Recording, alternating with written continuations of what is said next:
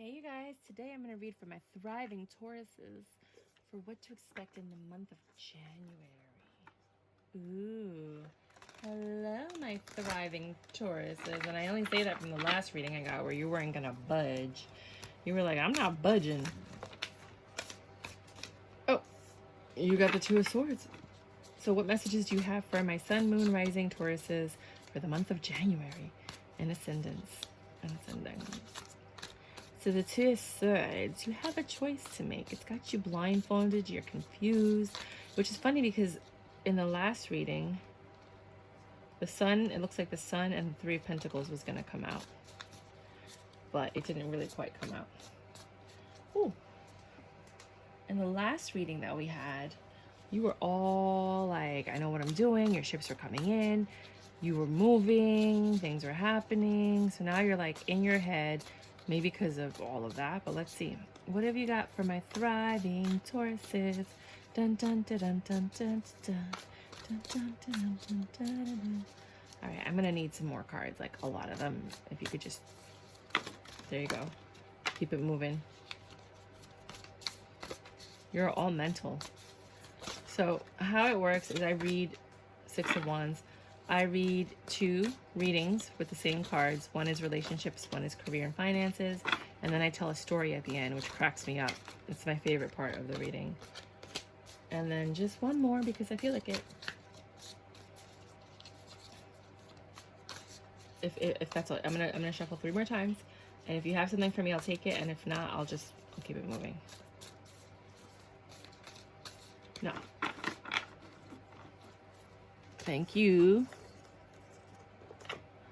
And then let's clarify these bad boys. So the story so far is you had a choice to make, right? A choice to make that you were, oh look, I forgot I had that crystal. You were all up in your head about, right? And you felt blindfolded, you were confused. You look really, really, really stressed out about this decision, right?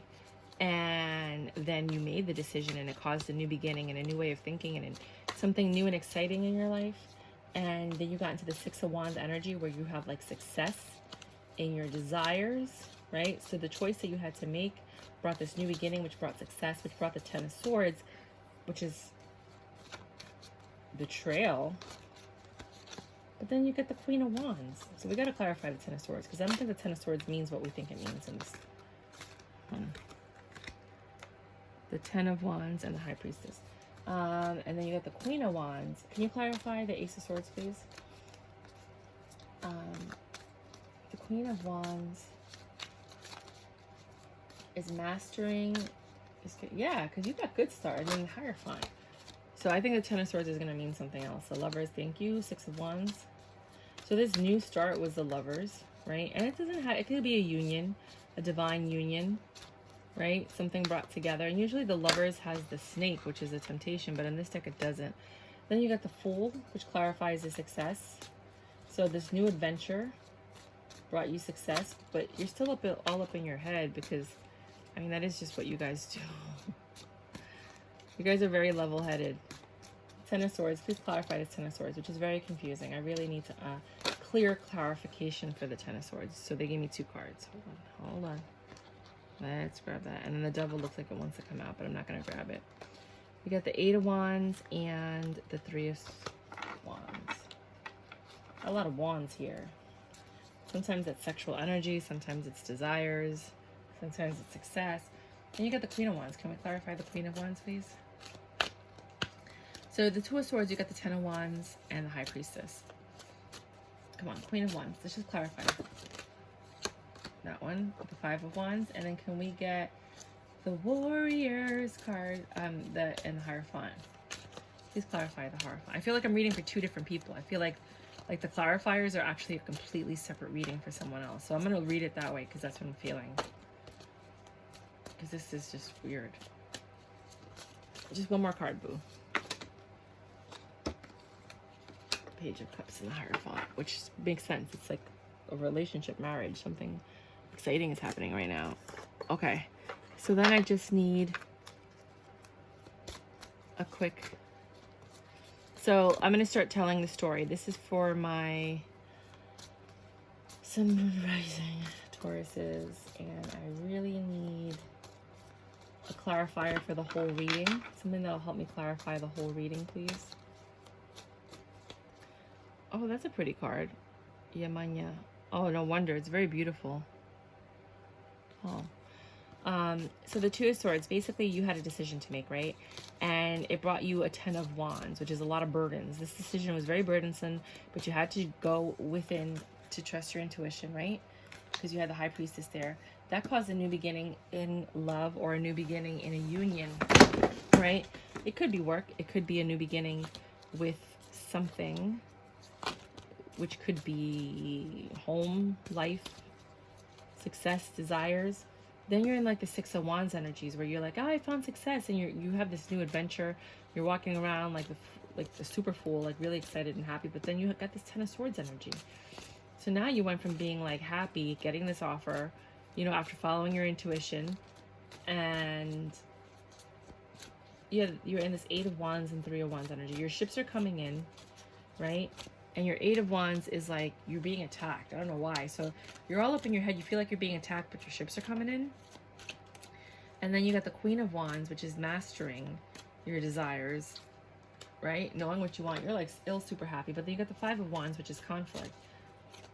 You're going to see with the conversation how this all makes sense. And then the Hierophant is clarified by the Page of Cups. The Hierophant's usually like relationships or intuition. And then Page of Cups is like this message of love, this message of something awesome. And there's no clarifier here.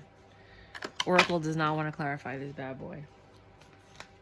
So I'm going to read it another way, right? So for some people that saw it, that's one way. Then you got, I'm going to read it across, and then I'm going to read it across. Like two different readings. The Two of Swords is you're all up in your head, but you got this opportunity, right? That has you a little bit conflicted. And then you got the Six of Wands. You found success, but you were still all up in your head because it's just what you do because you're Tauruses. And then the Queen of Wands is like you're just mastering all of this. You're mastering your burdens. There's no longer there. And then the Hierophant came in and he made it like super easy and simple. Then you have the Ten of Wands, which is all these burdens, and the High Priestess is telling you what to do, which led to this union, right? And you did make a foolish decision in perhaps in this union or after this union or something to do with the union. And that brought ahead this Eight of Wands, which was, you know, burdens. But your ships came in and brought a little bit of conflict, but then the love offer came in and everything was good. So now we're doing, there's no clarifiers. Nobody, like, they do not want to clarify. Oracle does not want to clarify this. Okay. The clarification is Isaiah.